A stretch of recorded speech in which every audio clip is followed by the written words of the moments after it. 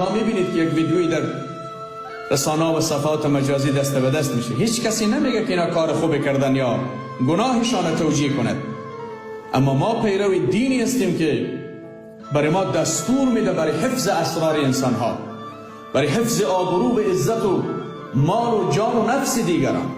همونطوری که حفاظت از مال یک انسان مهم است، از آبرو و عزتش هم مهم است. و الله تبارک و تعالی در نص صریح قرآن هشدار داده برای کسایی که کارشان افشاگری است، برملا کردن اسرار مردم هست، بی آبرو کردن و بی عزت کردن دیگران است.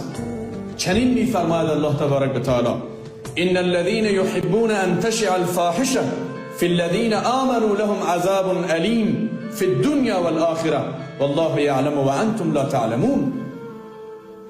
کسانی که دوست دارن افشاگری بکنن، اعمال انسانها را برملا بسازن، اسرارشان را برملا بسازن، اسراری که مرتبط به خود او انسان می شود، انسان بی آبرو بسازن و فحشا را در جامعه منتشر بسازن، الله تبارک و تعالی میگه برای اینها عذاب بسیار دردناکی است. و خداوند میداند، شما نمیدانید که پروردگار این گونه دستور داده. گفته بعد آبرو